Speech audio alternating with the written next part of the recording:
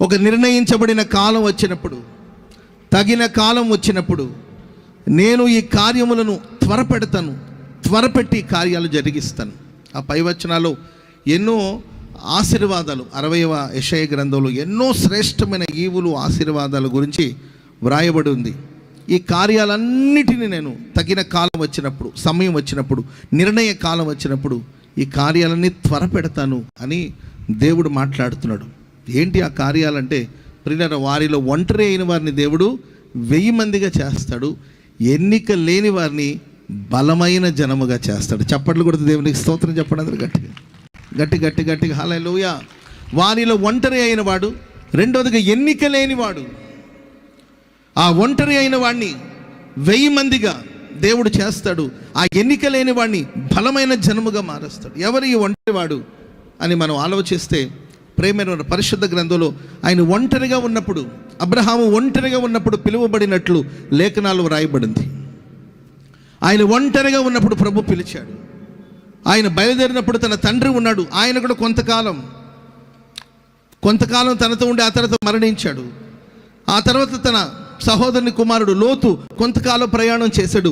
ఆయన కూడా సొదొమ గొమొర పట్టణం వైపు ఆకర్షించబడి ఆయన కూడా వెళ్ళిపోయాడు. అబ్రహాము జీవితం ఒంటరిగా బయలుదేరాడు. ఓ సందర్భంలో అంటాడు, ప్రభు కనీసం నాకు వారసుడు కూడా లేడు కదా, నా ఇంట్లో పెద్ద దాసుడు ఒకడున్నాడు, ఈ యావత్ ఆస్తికి అతడే వారసుడుగా ఉండవలసిన పరిస్థితి వస్తుందేమో అని బాధపడిన సందర్భాలు కూడా ఉన్నాయి. అయితే దేవుడు ఆయన విశ్వాసంలో కృంగిన ప్రతిసారి ఆ గుడారం నుండి వెలుపటికి తీసుకొచ్చి ఆకాశం వైపు ఆకాశాన్ని చూపించి నక్షత్రాన్ని లెక్కించమని చెప్పి, నీవు ఈ ఆకాశ నక్షత్రాన్ని లెక్కించగలిగితే నీ సంతానాన్ని నేను ఇంతగా ఆశీర్వదిస్తాను. స్తోత్రం చెప్పండి అందరూ గట్టిగా హల్లెలూయా.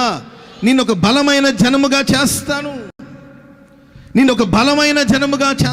ఈ రాత్రి ఇక్కడ కూడి వచ్చిన మీ జీవితంలో నేను ఒంటరి వాడనని, నేను ఒక బలహీనమైన స్థితిలో ఉన్నవాడని, ప్రజల మధ్యలో నాకు ఎన్నిక లేదు, మనుషులను గుర్తించట్లేదు, సమాజంలో నాకు గుర్తింపు లేదు, సంఘంలో నాకు గుర్తింపు లేదు, నా రక్త సంబంధికుల మధ్యలో నాకు గుర్తింపు లేదు, నా కుటుంబ సభ్యులు నన్ను గుర్తించట్లేదు, నేను ఎన్నిక లేనివాడినని అనుకుంటున్నావేమో. నా దేవుడు తగిన కాలం వచ్చినప్పుడు, నిర్ణయ కాలం వచ్చినప్పుడు ఒక బలమైన జనముగా ప్రభు నిన్ను మార్చబోతున్నాడు. చప్పట్లు కూడా అందరూ గట్టిగా హల్లెలూయా. అబ్రహాము వంశాన్ని, అబ్రహాము కుమారుడు ఇస్సాకు కుమారుడు యాకోబు ఐగుప్తు దేశానికి వెళ్ళినప్పుడు ఒక 70 మందితో పాటు వెళ్ళాడు. చిన్న సమూహం, ఒక చిన్న గుంపు. ఐగుప్తు దేశానికి వెళ్ళినప్పుడు ఒక చిన్న సమూహం, 70 మంది అంటే ఒక పెద్ద సంఖ్య ఏం కాదు, పెద్ద నంబర్ ఏం కాదు.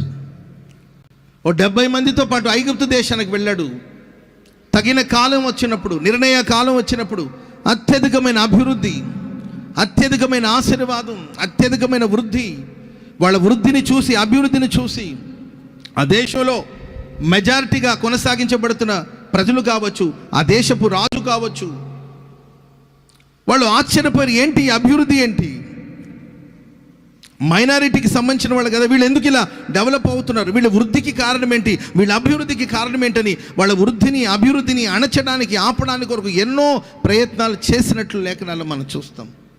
ప్రారంభంలో వారిని శ్రమ పెట్టడం ప్రారంభించాడు, అయినా వాళ్ళు వృద్ధి పొందుతున్నారు. క్రైస్తవ సమాజమా, ఈరోజు లోకులు మనకు శ్రమ ఉండొచ్చు, లోకులు మనకు పోరాటాలు ఉండొచ్చు. యేసు ప్రభు కూడా చెప్పాడు, లోకంలో మీకు శ్రమ కలదు, అయినను మీరు ధైర్యం తెచ్చుకోండి, నేను లోకమును జయించున్నాను. చప్పట్లు కూడా అందరూ గట్టిగా హల్లెలూయా. ఏంటంటే శ్రమ, వారిని శ్రమ పెట్టడం ప్రారంభించారు, అయినా వాళ్ళు వృద్ధి పొందుతూ వచ్చారు. వారిని పనులలో శ్రమ పెట్టడం ప్రారంభించారు. వాడిని అణిచివేయడానికి కోసం ఫరో రకరకాలమైన కార్యక్రమాలు తీసుకొచ్చాడు, అయినా వాళ్ళు వృద్ధి పొందుతూ వచ్చారు.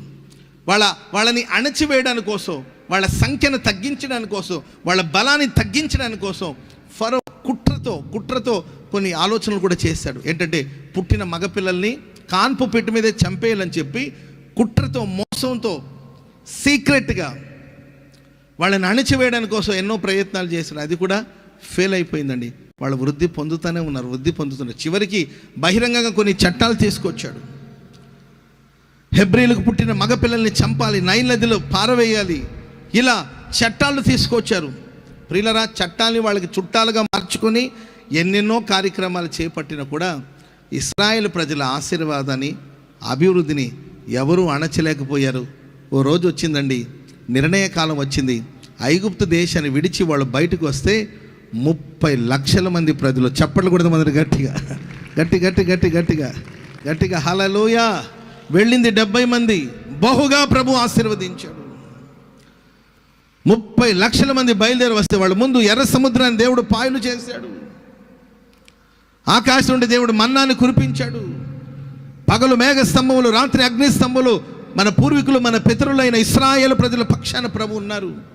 ఓ బలమైన జనముగా ప్రభు మార్చాడు. ఇప్పటికి ప్రపంచమంతా చెప్తున్న సంగతి ఏంటంటే, అబ్రహాము యొక్క వంశం, ఇశ్రాయేల్ ప్రజల యొక్క వంశం ఒక బలమైన స్థితిలో ఈరోజు ఉన్నట్లు మనం ప్రపంచంలో చూస్తూ ఉన్నాం. దేశం చిన్నదే కావచ్చు, కానీ ఒక బలమైన జనం, వాళ్ళకున్న జ్ఞానం, వాళ్ళకున్న తెలివి, వాళ్ళకున్న టెక్నాలజీ.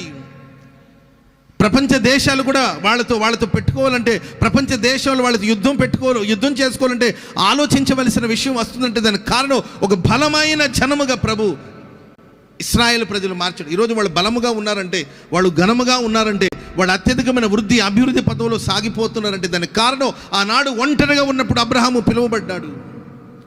అబ్రహాముకు దేవుడు ఇచ్చిన వాగ్దానం, అబ్రహాముకు దేవుడు ఇచ్చిన మాట.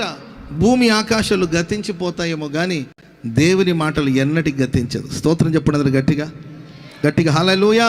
అబ్రహామును పిలిచిన దేవుడు ఈ రాత్రి నిన్ను పిలుస్తూ ఉన్నాడు.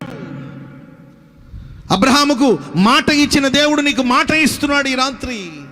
అబ్రహాముని ఆశీర్వదించిన దేవుడు ఈ రాత్రి నిన్ను ఆశీర్వదిస్తున్నాడు. నీవు ఎన్నిక లేనివాడిగా ఉంటున్నావా? ఒంటరితనంలో వేదన చెందుతున్నావా? ఎటు తోచని స్థితిలోనే ఉంటున్నావా?